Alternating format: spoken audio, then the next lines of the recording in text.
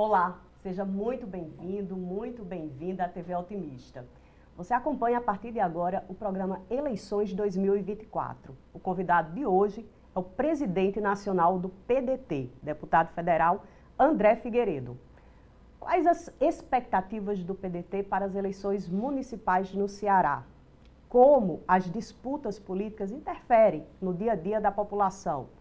Quais os planos do PDT no Estado e no país após os embates eleitorais deste ano? Vamos abordar estes e outros assuntos a partir de agora no programa Eleições 2024 e contamos com a sua companhia.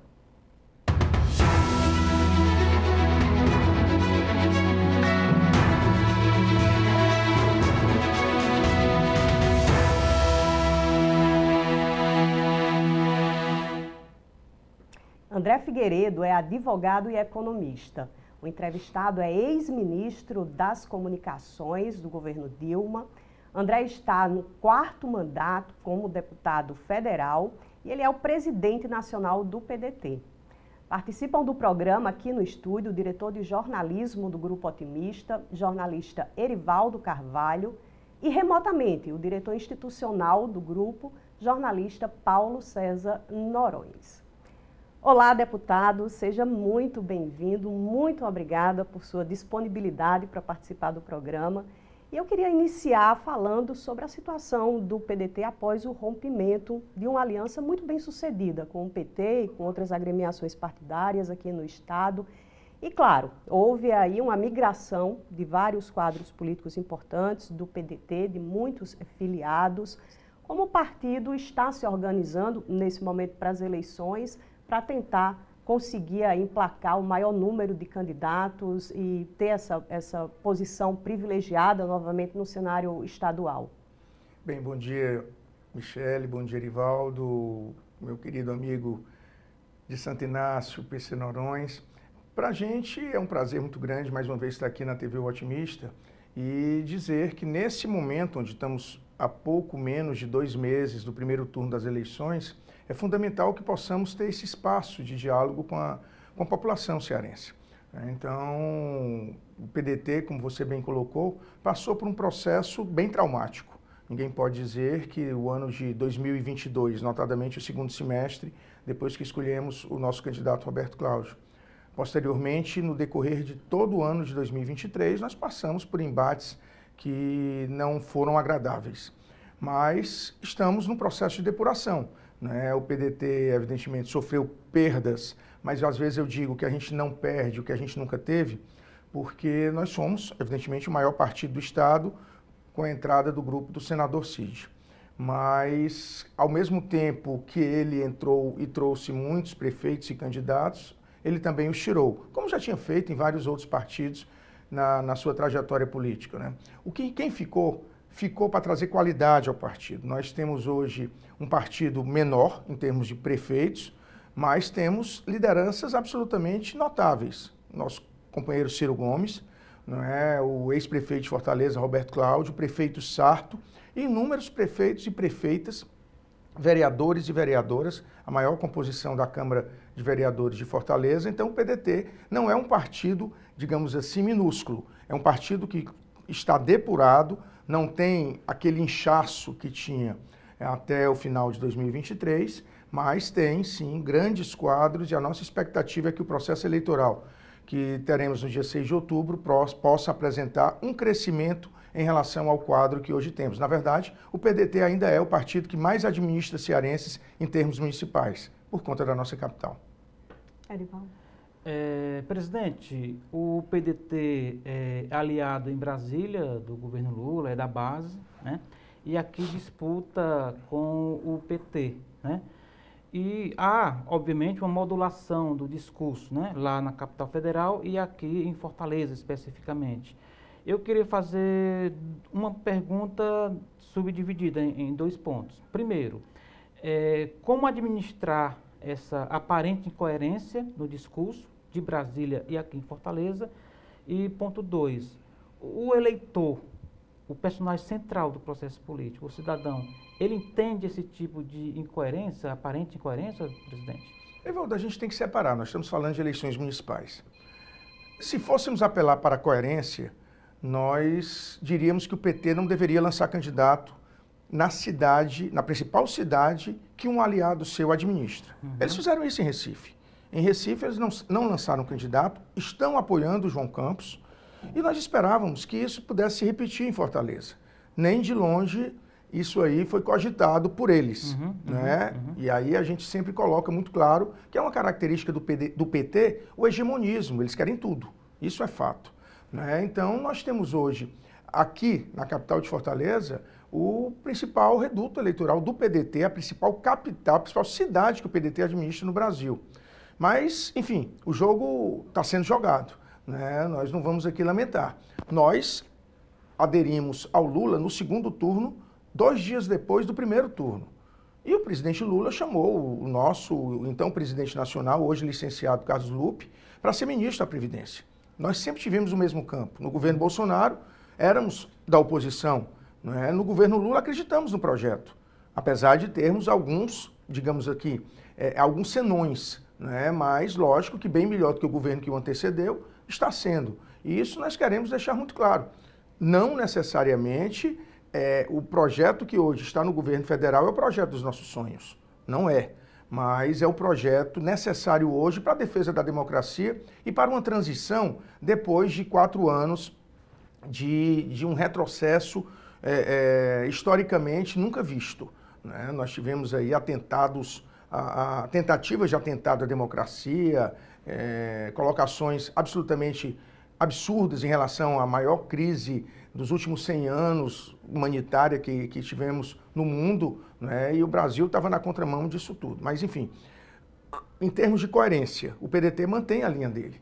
Talvez, se a gente fosse analisar a questão de coerência, nós pudéssemos questionar, não o PDT lançar candidato aqui, mas, por exemplo, vamos falar em Salvador. Salvador, nós vamos ter o PT com candidatura e o prefeito de lá é do União Brasil. União Brasil tem 3 ministérios. Né? Então, essa coxa de retalhos que virou o governo federal, e aí abre-se um parêntese, necessária para a governabilidade, né? Às vezes para o cidadão é difícil entender como alguém que votou no Bolsonaro, votou no primeiro e no segundo turno em Bolsonaro, possa de repente virar ministro do Lula. Mas virou. Outros que apoiaram o impeachment da Dilma, hoje são da linha de frente do Partido dos Trabalhadores. Talvez coerência a gente tenha que cobrar por conta desses casos aí que, infelizmente, a gente tem que conviver por conta de uma governabilidade. Paulo César. Olá, tudo bem? Mandar um abraço aí para o André, seja bem-vindo aqui ao nosso Eleições 2024. André, se a gente for falar dessa esquizofrenia, né, do sistema político brasileiro, a gente vai longe, né? Porque, além do que você citou aí, nós temos aqui mesmo no interior do estado situações bem interessantes, né? Por exemplo, no Cariri, o PDT em Juazeiro está aliado ao Gleidson Bezerra, que é o atual prefeito que busca a reeleição. Anda 10 quilômetros, chega no Crato e está aliado com o PT, o candidato André Barreto, né? Que é o candidato do atual prefeito. Então, é um tema que, se a gente for esmiuçar, a gente vai encontrar incoerência em todos os lugares, em todas as situações. Então, eu vou passar para outra dinâmica, que é a gente falar do que era o PDT em 2020, quando disputou eleições municipais no Ceará e conquistou o maior número de prefeituras disponíveis, e o PDT que hoje tenta sobreviver após o rompimento dessa aliança. Vocês têm que tipo de expectativa a partir da tentativa de manter Fortaleza, que é o carro-chefe, né, de vocês esse ano, mas também qual o tamanho do PDT que vocês imaginam a partir do ano que vem? Bem, PC, primeiramente, em relação à primeira parte da sua ponderação, né, nós apoiamos realmente o Gleidson, que é do Podemos, é um partido que é da base do governo federal, que é da base do governo estadual. Portanto, o PDT não se sente de forma alguma constrangido em apoiar um candidato que no Cariri representa um contraponto a esse hegemonismo que nós tanto combatemos. Inclusive, diga-se passagem, né? O Gleidson, a quem até chamam de bolsonarista, votou no Fernando Santana, que hoje é o adversário dele para a prefeitura, votou nele para estadual, quer dizer, o mínimo que poderia de se cobrar aí de postura adequada seria o Fernando Santana não ser adversário de quem o apoiou. Ele votou no Camilo Santana para senador, certo? Então, nós temos uma pessoa que podem chamá-lo de tudo, mas ele sempre cumpriu seus compromissos e tem sido um grande prefeito, inclusive as pesquisas mostram isso lá em Juazeiro. E no Crato, nós somos parceiros do Zé Ailton de primeira hora. Desde 2016, na primeira campanha dele, nós sempre fomos parceiros, inclusive o André Barreto, que é o candidato, foi nosso vice pelo PDT, nos 2 mandatos do Zé Ailton. Né? Agora, lógico, pela pressão repetida do PT, o cara tem que ser do PT para poder prestar e para poder ser candidato a alguma coisa. Né? Então, lá no Cariri, nós temos essa postura como eleição municipal. Não é uma eleição ideológica, é uma eleição que a gente, evidentemente, tem que se aliar com quem faz boas gestões, com quem defende a democracia, com quem quer o bem do Ceará e dos seus municípios. Então, a parte ideológica fica, digamos, bypassada. Em relação à dimensão que o PDT pretende ter nessas eleições, nós vamos ter 25 candidatos a prefeito e prefeita e 27 candidatos a vice e um grande número de candidatos a vereadores. A nossa expectativa é sermos hoje, inclusive em termos de pós-eleição, maior do que éramos, sem contar com Fortaleza, inclusive, antes da entrada do grupo que entrou em 2015. Né? Então, nós temos uma expectativa de fazermos entre 10 e 12 ou 13 prefeitos, para que nós possamos ter um partido de porte médio e, lógico, elegendo Fortaleza, né, que é a nossa grande meta, não apenas aqui do estado do Ceará, nós teremos aí a tranquilidade de dizer que o PDT do Ceará continua grande, principalmente em termos de qualidade, que é o nosso grande objetivo depois desse processo, digamos assim, de filtragem em relação a quem queria ficar. E diga-se passagem, alguns que saíram, alguns prefeitos que saíram, não queriam sair. Não queriam sair. Não vou citar nomes aqui para não deixar numa situação de constrangimento, mas basta ver a quantidade de vices que nós vamos ter do próprio PSB. Né? Então, era uma sinalização de que eles não queriam sair e querem manter sempre esse vínculo com o PDT, que na maioria das vezes foi o primeiro partido de alguns que não vieram em 2015, mas que entraram nas eleições subsequentes. Deputado, os padrinhos políticos têm se mostrado muito relevantes nas eleições aqui no Ceará. Aqui em Fortaleza, especificamente, assim, quem seria o grande padrinho político que vai participar ativamente dessa campanha de reeleição do prefeito Sarto? E ainda há essa necessidade, o Sarto ainda precisa dessa figura para dar respaldo à sua campanha de reeleição? Claro que não, Michele, claro que não. O Sarto hoje, ele caminha com as próprias pernas, né, e ele representa um projeto. Diga-se de passagem, é a continuidade de um projeto que vem dando certo desde janeiro de 2013. Né? O projeto que se chama Roberto Cláudio, inicialmente, e que hoje se chama Sarto. Né? Mas é um projeto que está revolucionando Fortaleza. Então, o PDT não tem padrinhos fortes. O Ciro é uma pessoa emblemática, não pode se chamar ele de padrinho. Padrinho é aquele que a pessoa precisa dele para sobreviver, literalmente. É o caso do candidato do PL, que tudo que fala tem Bolsonaro no meio, e o candidato do PT, que devem ter constrangido o Lula ao máximo, porque mesmo debilitado em termos de saúde, ele teve que comparecer à convenção do candidato do PT e, consequentemente, nós vimos lá um constrangimento. Então, esses dois, sim, têm padrinhos. Os outros não têm. Os outros candidatos não têm padrinhos. E o Sarto se coloca tendo como padrinho o projeto que ele hoje é o comandante, que é a gestão de Fortaleza. Então, o padrinho do Sarto é o povo de Fortaleza, e é isso que nós vamos ver no processo eleitoral, que começa dia 16 de agosto, e que nós queremos, claro, mostrar claramente que o padrinho do Sarto vai ser o Antônio, vai ser a Maria, vai ser a Joana, vai ser o Sebastião, vai ser pessoas da comunidade nos quais essas obras estão beneficiando diretamente. Na época do Juraci, até a gente estava dizia que bastava abrir a janela que via uma obra do Juraci.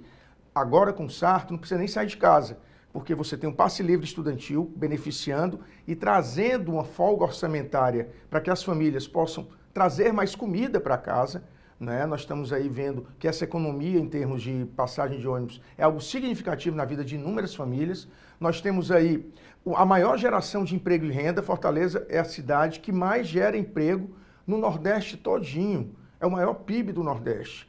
Nós temos a entrega de remédios a domicílio, enfim, não precisa nem sair de casa. Os benefícios já vêm dentro de casa. E se sair, não cai mais numa lama. Foram mais de 830 ruas que foram pavimentadas em piso intertravado. Você vai para qualquer rua da periferia de Fortaleza e dá gosto você ver a dignidade que a prefeitura está tratando as pessoas que sempre foram excluídas, principalmente nos governos que antecederam o Roberto Cláudio, né? Então, essas pessoas hoje são beneficiárias de uma gestão que quer reduzir as desigualdades e a gente tem condições de mostrar isso claramente através dos indicadores de pesquisa. Rivaldo? Presidente, quando o senhor faz essa descrição, né, das entregas da Prefeitura de Fortaleza, nós estamos falando de uma gestão que vem sendo bem avaliada ou do prefeito pré-candidato à reeleição que patina nas intenções de voto? Do que estamos falando nessa sua narrativa? Não, é como se diz, né? Quem vem de fora para cá e olha a situação do Sarto, diz, poxa, como é que pode uma cidade que está tão bem cuidada, de repente o prefeito não está com 50% das intenções de voto, né? Então isso leva-se em consideração muito, talvez, os primeiros momentos onde nós tivemos uma pandemia que afetou, inclusive, o próprio Sarto, né? E que nós tivemos aí Fortaleza também, na época da pandemia, sendo exemplo para todos os outros municípios do Brasil. Foi a primeira capital que teve praticamente a universalização da imunização. Então, nós temos aí que o Sarto, ele hoje, principalmente nos últimos 2 anos, ele conseguiu recuperar muito, né, em termos de gestão, mudou a política de comunicação dele. Hoje ele, sem dúvida alguma, é uma pessoa mais leve, uma pessoa que fala mais diretamente para a população, certo? E talvez pela característica de timidez que ele tinha anteriormente, ele não tinha essa facilidade na interlocução com a população. Hoje ele já tem. E é tempo suficiente, tem demonstrado isso as pesquisas, porque também se ele fosse ruim, basta lembrar o Fernando Haddad, quando foi candidato à reeleição em São Paulo, teve 17% das intenções de voto e não foi nem para o segundo turno, não é? O Sarto, a gente vê ele sempre consolidado na faixa entre 22% e 25% dos votos e com tendência de crescimento que a gente espera. Inclusive, eu tenho muita quase convicção de que ele terminará o primeiro turno em primeiro lugar nas pesquisas e, consequentemente, pronto para chegar no segundo turno com a convicção de que o projeto deu certo e será repetido. Vou pedir licença ao deputado para um rápido intervalo, mas voltamos em seguida com o programa Eleições de 2024.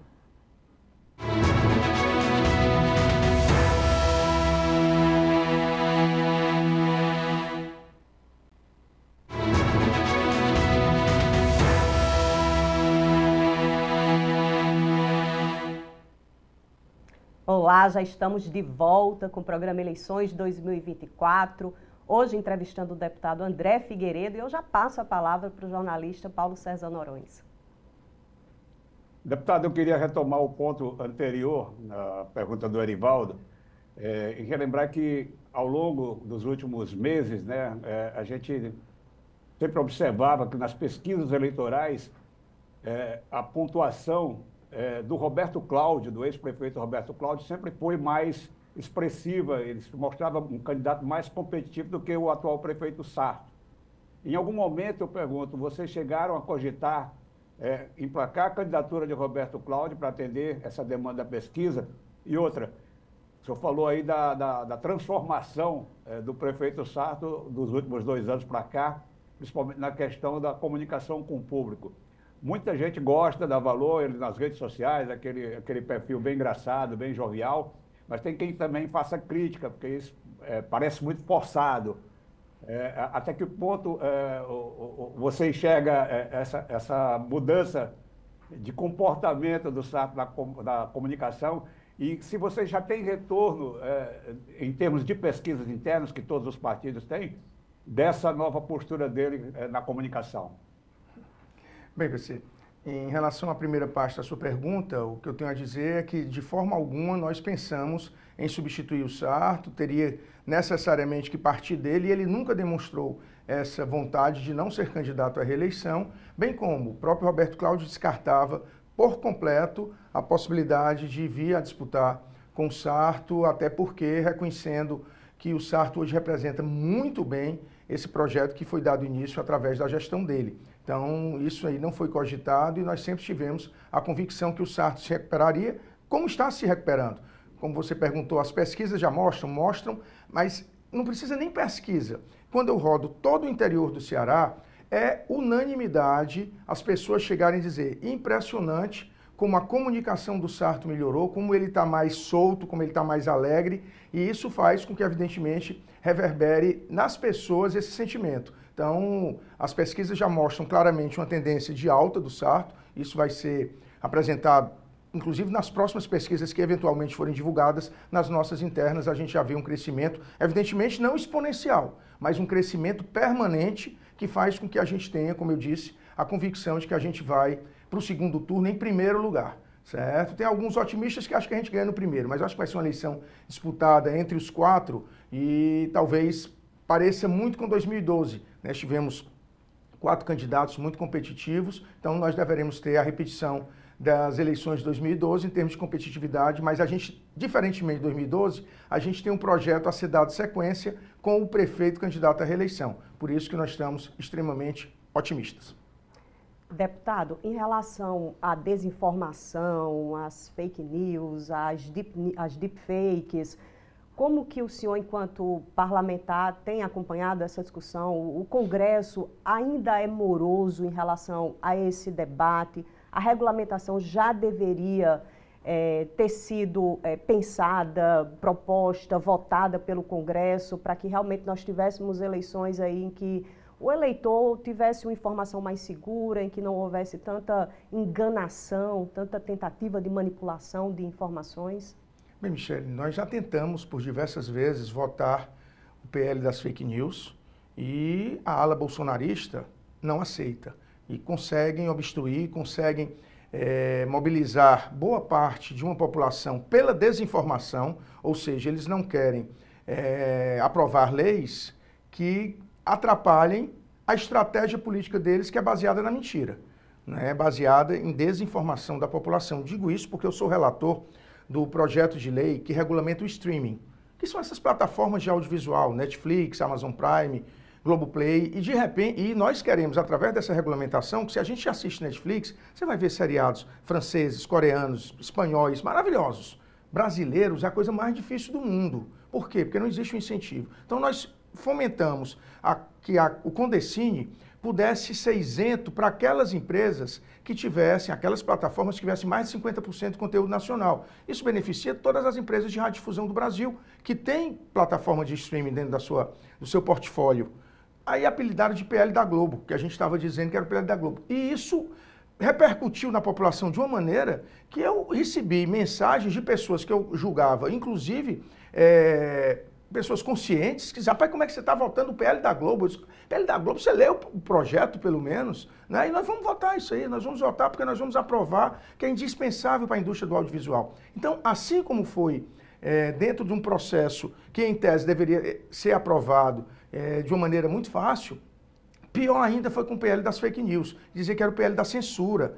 Puxa, mas se você passa uma desinformação sobre qualquer outra pessoa ou sobre um fato, você não pode fazer com que aquilo vire verdade. Por isso que é importante, cada vez mais, um jornalismo, como o Otimista faz, como outros meios de comunicação fazem, para justamente se contrapor, lamentavelmente, da forma como alguns se utilizam das redes sociais para propagar mentiras, inverdades e, consequentemente, gerar, às vezes, até situações digamos assim, de muito estresse. Eu mesmo recebi de parentes, André, isso é verdade, sabe?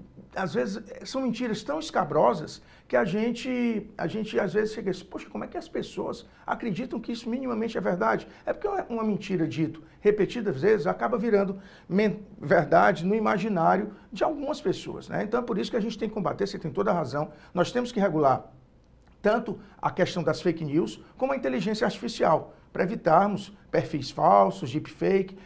Nós temos aí, com certeza, a necessidade de que em 2025, que não é um ano eleitoral, nós possamos pautar e votar projetos para que a gente não deixe a mentira, de repente, reverberar mais que a verdade.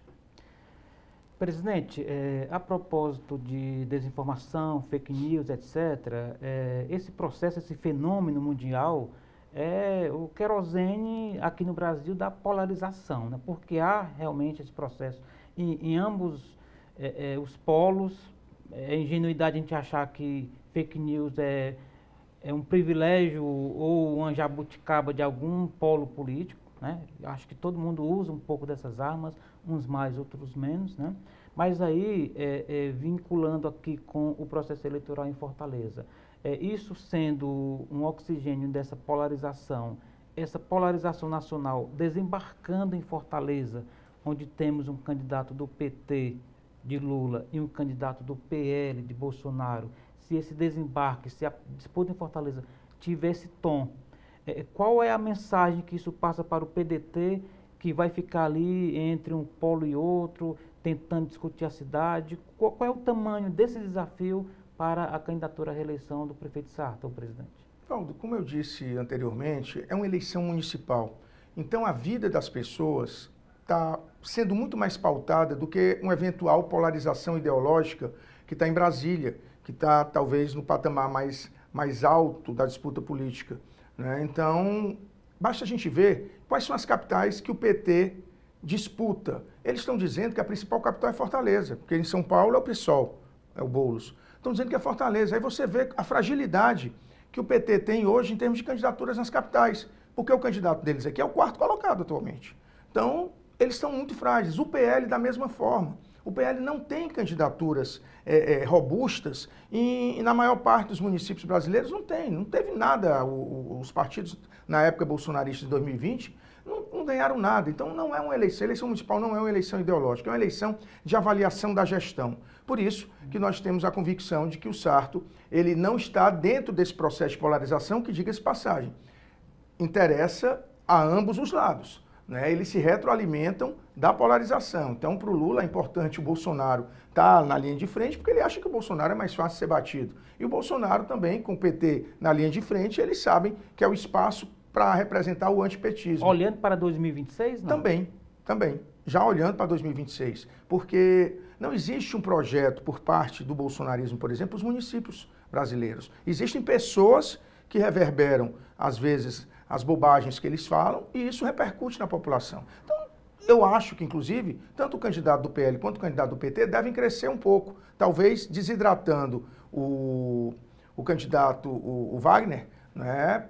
Principalmente, evidentemente, o candidato do PL. Deve desidratar o Wagner substancialmente. Agora, o Evandro, né, o candidato do PT, eu não vejo aonde ele vai conseguir desidratar. Ele talvez aflore, e mesmo assim acho difícil, o petista, porque ele não representa o petismo raiz, né? Ele entrou esse ano ainda, né? Então, ele vai tentar buscar o eleitor petista e, lógico, vai querer polarizar, apesar do que a gente vê que a polarização precisa de pessoas que, pelo menos, tenham uma oratória adequada para poder polarizar. Quem gagueja muito acaba não conseguindo ter êxito. Paulo César? O deputado demonstra bastante otimismo aí na campanha do Sarto. Eu estou na TV otimista, né, pessoal? Está na TV otimista, né? Tem a ver. Mas eu pegando por esse otimismo aí manifestado nessas primeiras manifestações no programa, eu queria colocar assim, em termos de segundo turno. Você acredita que o Sarto não só vai chegar ao segundo turno, como será o primeiro, neste primeiro turno, né? E aí, fazendo um cenário de segundo turno. Primeiro, vocês têm um candidato ideal, adversário ideal, que vocês projetam para enfrentar no segundo turno.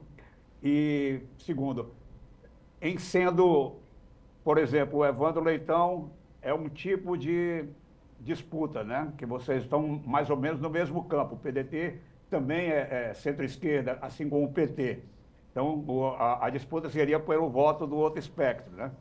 E em sendo ou Wagner, ou o André, ou até mesmo o Girão, já seria uma eleição completamente diferente. Como é que você analisa esses prognósticos, essas possibilidades para o segundo turno e que projeções você faz? Nós não podemos escolher quem será o nosso adversário, certo? Qualquer um dos que vier a disputar conosco o segundo turno será o adversário a ser batido, né? Então, não temos escolha, qualquer um dos que aqui vierem serão, evidentemente, adversários que nós enfrentaremos respeitando as regras democráticas e esperamos, lógico, vencer após o segundo turno.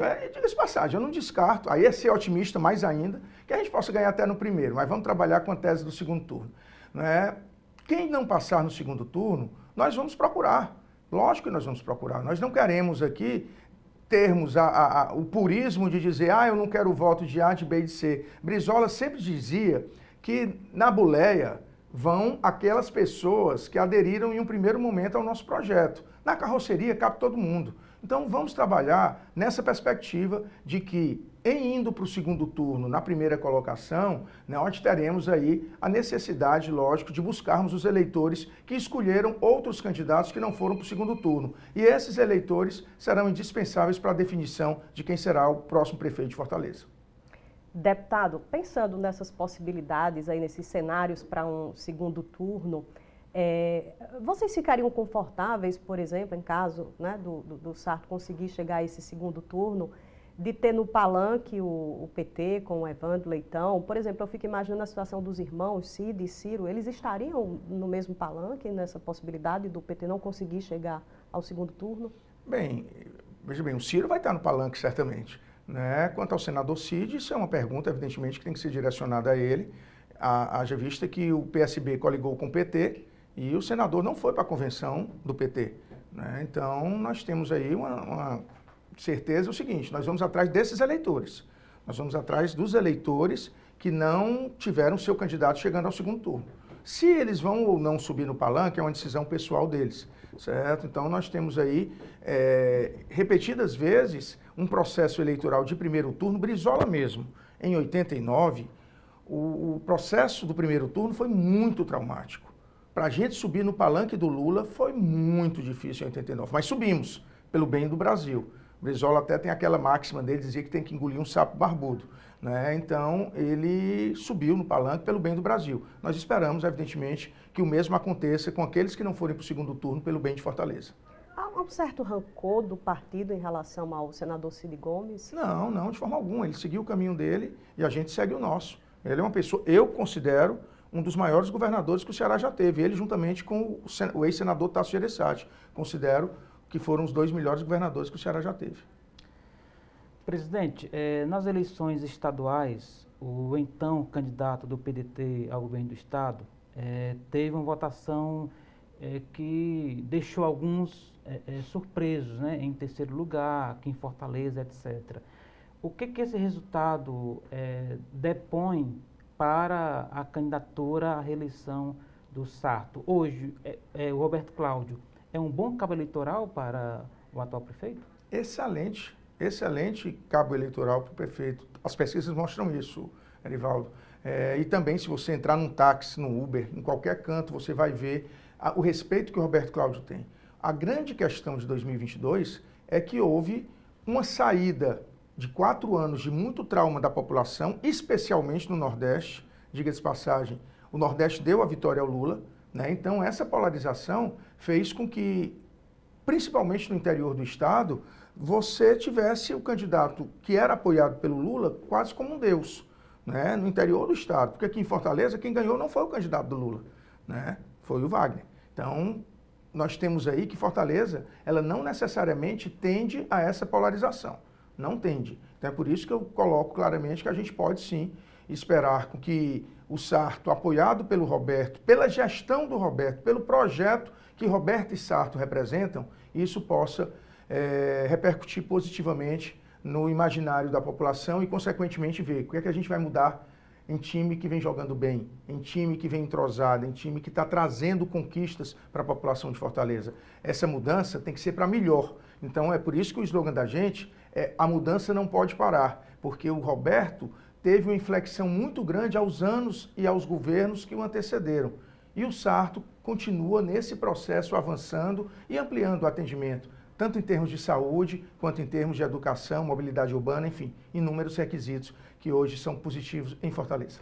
Vou pedir licença mais uma vez ao deputado para um rápido intervalo. Em seguida, nós voltamos com o terceiro bloco do programa Eleições 2024.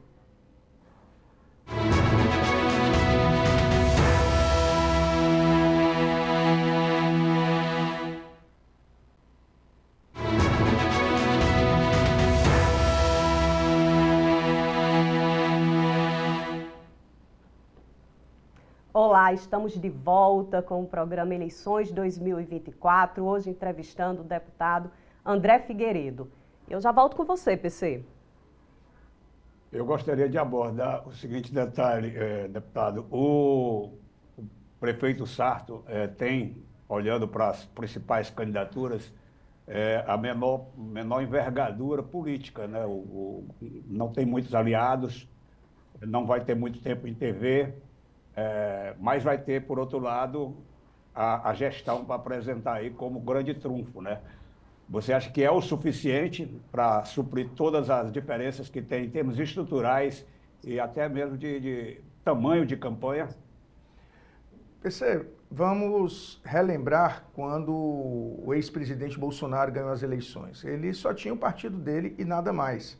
30 segundos por dia de televisão e fez com que ele chegasse no segundo turno. Lógico que teve aquele episódio da facada e que fez ele crescer bastante, né? Mas ele foi para o segundo turno e ganhou as eleições. Então, nós temos, evidentemente, um primeiro turno onde a envergadura dos partidos que nos apoiam não nos dá um tempo de televisão da mesma magnitude dos outros. Porque, por exemplo, o Wagner praticamente não tem aliados. Não sei nem se tem aliados ou é só União Brasil, né? Mas o União Brasil tem um tempo que elegeu 59 deputados federais. Então, nós temos aí a diferença em campo que vai fazer realmente pesar a força de uma gestão bem-sucedida. Porque os aliados do PDT vão lançar 372 candidatos a vereador. Isso é uma multidão de pessoas que vão pedir voto para si e para o nosso prefeito, porque a estratégia também está delineada, né? Diferentemente de outros que sequer conseguiram completar a nominata de vereadores. Então, os nossos candidatos a vereador são pessoas que têm notabilidade, seja no campo do território onde atuam, seja no campo das ideias, dependendo da profissão que também atua, enfim. Os nossos pré-candidatos a vereador certamente farão uma grande diferença que mais que compensará o pouco tempo de televisão que a gente vai ter. Isso no primeiro turno, porque no segundo turno todos ficam iguais. Deputado, o senhor fala muito dos principais trunfos dessa campanha de reeleição do prefeito Sarto, mas numa avaliação mais crítica, quais são os pontos realmente que merecem uma maior atenção para um próximo mandato? O que ainda há de deficiência em Fortaleza que precisa ser sanada aí com o próximo mandato do prefeito Sarto? Bem, Michele, nós temos absoluta convicção que uma cidade com 2,5 milhões de habitantes aproximadamente, ela tem dificuldades que não se superam em 2 ou 3 gestões. Né? Mas é um processo, é por isso que diz, a mudança não pode parar.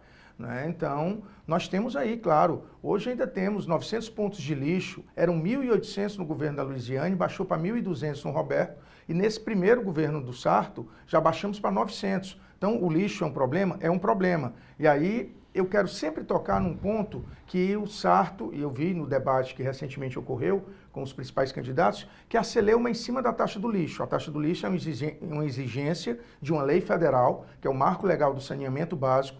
23 capitais já adotaram. Aqui em Fortaleza, talvez a grande população não saiba disso. 70% da população é isenta e existe uma faixa de cobrança até um teto de aproximadamente R$ 1.600 para aqueles apartamentos da beira-mar, isso no ano, estou falando no ano. Sobral, que é uma cidade onde o PT, por exemplo, faz parte do projeto, não existe isenção para ninguém e a cobrança é a duplicação da taxa de esgoto. Isso faz com que as pessoas entrem em pânico. Todo mês você vendo a taxa de esgoto sendo duplicada para a taxa de lixo de lá. Então, quer dizer, a demagogia que às vezes faz com que as pessoas cheguem e critiquem algo e digam que vão revogar algo que não pode ser revogado, não pode, uma exigência de uma lei federal, simplesmente faz com que a população caia nesse conto do vigário. Mas vamos perguntar à população de Sobral se a taxa do lixo lá, que o prefeito fez certo em cobrar, mas não da maneira, não isentando ninguém. Em Fortaleza, 70% da população, justamente aquela população mais carente, é isenta 100% da taxa do lixo. E essa taxa vai servir para que nós possamos, evidentemente, implementar mecanismos, estão sendo implementados, de redução desses pontos de lixo. Esse é um problema. Vamos lá para a saúde. Saúde se resolve também rapidamente? Não. Saúde é uma dificuldade, mas o Sarto construiu ou implementou 24 novos postos de saúde. Nós temos a entrega de medicamento em casa, mas sempre vai haver problemas, principalmente naquelas áreas onde às vezes a população confunde, porque o estado do Ceará está com dificuldades na gestão. Então tem determinados medicamentos que têm que ser fornecidos pelo estado, uma obrigação deles, certo? E às vezes falta, e aí a culpa é da prefeitura, porque é quem está na ponta, certo? Agora, é o que eu digo, toda grande cidade sempre vai ter problemas. Violência. Violência é um problema seríssimo e que nós vamos tentar ajudar o Estado, afinal é a obrigação da Polícia Militar, do aparato estatal, né, do governo do Estado, de cuidar da segurança de todos os cearenses. E nós temos aí o Sarto ampliando significativamente o número de guardas municipais que possam ajudar a Polícia Militar a fazer esse trabalho que eles fazem com muita eficiência. O problema é que a guerra de facções, às vezes, faz com que nós tenhamos aí cada vez mais jovens sendo vítimas, entre eles mesmos, de assassinatos, de tudo que é de ruim que, infelizmente, ainda a juventude enfrenta, mas que o Sarto e o Roberto estão fazendo esse contraponto com a maior política de juventude do Brasil. Hoje, Fortaleza pode se orgulhar que a Rede Cuca é a rede que mais atende a juventude de Fortaleza e que deveria, inclusive, ser copiada em outros municípios através de ações do governo do Estado. Afinal, a Rede Cuca, para fazer um Cuca, nós estamos falando aí em aproximadamente 80 a 100 milhões de reais, aquele Cuca do Zé Walter. Nós vamos ter agora um Cuca no Vicente Pison, né, que vai ter, por exemplo, o maior teatro público de Fortaleza. Aliás, o segundo maior teatro, porque o Zé de Alencar também é público, né? Mas é o maior teatro de periferia de Fortaleza. Então, são ações que, evidentemente, fazem um contraponto. Agora, nós temos que sempre avançar mais e mais, não adianta a gente chegar e dizer, nós estamos 100% bem, não tem falta de nada. Tem falta, isso nós reconhecemos, mas precisamos saber que tudo está sendo feito na área da saúde, na área da educação. É lindo a gente ver o padrão das escolas, das 10 escolas de tempo integral que o Sarto já entregou, dos 33 centros de educação infantil, que são as grandes creches. Tem uma no Pirambu aí que é verdadeiramente encantador você ver crianças sendo tratadas com a dignidade que merecem ser tratadas, justamente por conta dessa política social da gestão do Sarto. E aí eu quero fazer uma menção toda especial, por exemplo, ao secretário Ibiapina, que é da Secretaria de Direitos Humanos e Defesa Social, né? Ele tem feito um trabalho incansável e toda a equipe que orbita em torno dele, fazendo com que essa população de maior vulnerabilidade possa ser objeto das atenções da Prefeitura Municipal. Esse é um grande êxito e nós temos outros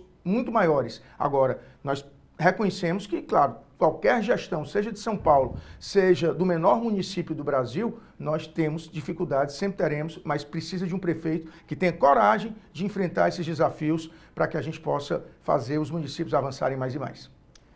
Presidente, praticamente todas as forças políticas do Brasil se ressentem do que chamam de tendência ao hegemonismo do PT. Recentemente, a presidente do partido, do PT, Gleisi Hoffmann, disse que é infundada a crítica porque o processo é democrático, estamos lá com os projetos do PT e aí o eleitor aprova e elege vereadores, prefeitos, governadores e presidente da República. E aí eu coloco essa questão para o senhor. Faz sentido um partido com a aceitação que o PT tem deixar de se candidatar para atender a uma suposta mágoa de um aliado? Faz sentido ele ceder espaço para aliados por conta desse discurso anti-hegemônico? Erivaldo, volto a dizer, pela governabilidade é adequado o respeito entre os partidos, principalmente um aliado histórico. Quem é o candidato do PT? É um petista raiz? É a Luiziane? Não. Porque se fosse a Luiziane, ela já foi prefeita, já foi candidata 2 vezes, derrotada pelo Roberto e pelo Sarto, certo? Mas ela tem a marca do PT. O candidato do PT, eles importaram do PDT. Eles importaram do PDT. Então, por que não... Se ele era o melhor, Por que que não deixavam ele no PDT e faziam com que ele pudesse ganhar um processo interno no PDT? Ele poderia. Ele poderia, por exemplo, em 2022, ele foi um dos que participou, juntamente com a vice-governadora Isolda, com o Roberto Cláudio e com o deputado Mauro Filho, de um processo interno, onde todos diziam, nos 10 encontros regionais que nós fizemos, que quem tivesse a maioria dos membros do diretório do partido, os outros seguiriam. Isso não aconteceu. Isso foi, digamos assim, dentro de um partido, algo inadequado. E foram apoiar candidatos, não todos, né? Alguns deles foram apoiar o candidato do PT. Né? Então, nós temos que, para o bem de um respeito político, você tem que saber a hora de dar um passo para trás, para poder dar 2 para frente. Nós poderíamos lançar um candidato, por exemplo, no Crato? Poderíamos. Tínhamos até nomes para isso. Agora, o PT também pegou o nosso vice-prefeito e tinha que ir para o PT para ser o candidato a prefeito de lá, certo? Então, é isso que nós questionamos. Você, para prestar, não precisa ser do partido que está no poder. Você, para prestar, você precisa ter, evidentemente, um histórico, ter disposição, ter coragem para enfrentar todos os desafios que certamente um gestor público precisa enfrentar. Então, quando o PT diz que não é hegemônico, os fatos falam mais do que as palavras. A gente vê, sim, é hegemônico, o PT tem um governo federal, tem um governo do Estado, que, diga de passagem, está vivendo um péssimo momento, o Estado do Ceará há muito tempo que não via uma situação fiscal tão crítica como a que nós vivenciamos, é empréstimo para rolar dívida, e agora querem a prefeitura municipal, além do que querem eleger o maior número de prefeitos. É legítimo? Talvez na grande parte dos municípios sejam, né? Apesar do que a gente pode questionar vários deles. Em Iguatu, por exemplo, houve um desrespeito a um militante histórico do PT para colocar um filho de um ex-prefeito, atual deputado estadual, né? Que não tem ligação nenhuma com o PT. Então isso não deixa de ser, inclusive, um desrespeito à militância histórica desse partido que nós respeitamos. Então o hegemonismo se caracteriza por isso, por uma sede do poder pelo poder, não respeitando, evidentemente, sequer sua história. E é isso que nós questionamos. PC? Deputado, não resta dúvida que a eleição deste ano tem muito a ver com o que vai acontecer daqui a 2 anos nas eleições estaduais, né? Já se está olhando para lá, né?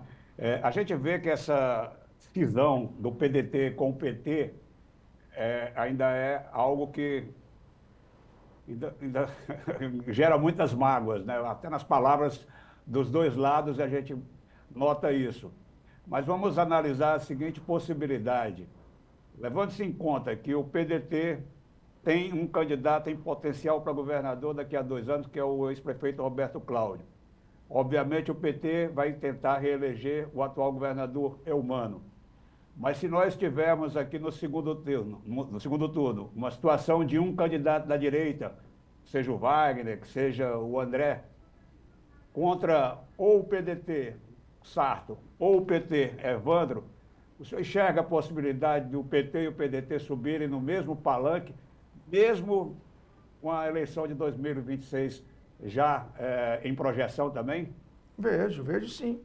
Eu acredito que o processo do primeiro turno é um processo que, evidentemente, cada candidato e seus respectivos partidos mostram as suas bandeiras principais, e no segundo turno, o candidato que passar incorpora boa parte delas. Eu lembro que em 2012, por exemplo, nós lançamos o Heitor Ferrer, e nós tivemos, na candidatura do Heitor, por exemplo, o IJF2. E o Roberto Cláudio, que nós apoiamos no segundo turno, nós tivemos a bandeira do IJF2 sendo levantada por ele, e hoje é uma realidade. Então, acho que nós temos, enquanto primeiro turno, a ideia de ver propostas que sejam adequadas de candidatos que não cheguem ao segundo turno e incorporá-las ao nosso programa de governo. E como eu disse, fiz um comparativo com 89. Para a gente do PDT foi duro, porque nós fomos chamados de tudo quanto era de nome pelos petistas em 89. Mas mesmo assim o Brizola foi grande o suficiente para dizer, vamos votar no Lula, que o outro é muito pior, né? Não tem comparação. E assim o fizemos, esperamos evidentemente que caso eles não vão para o segundo turno, que eles possam estar lado a lado conosco. E diga-se passagem, processo eleitoral estadual, eles, se não forem para o segundo turno, e devem lançar um candidato, não sei sequer se é o atual governador, ou se eles vão retirá-lo e colocar um outro candidato a governador, né? Não sei se tem alguém querendo voltar para o governo do estado, né? Então nós temos a certeza de que eles não indo para o segundo turno, os outros 2 que forem vão ter candidatos ao governo. Isso é claro. Agora, lógico que um processo de diálogo, um processo de maturação, um processo, inclusive, vislumbrando um plano nacional, né? Porque nós não estaremos nunca com Bolsonaro. Isso aí é completamente descartado. Mas não descartamos, por exemplo, estar lado a lado desse projeto, talvez no primeiro turno, talvez não, talvez no segundo. Enfim, nós queremos, evidentemente, que tenha o Brasil um projeto diferenciado. Nós não estamos satisfeitos com o que está aí, apesar do que reconhecemos que é muito melhor do que o anterior.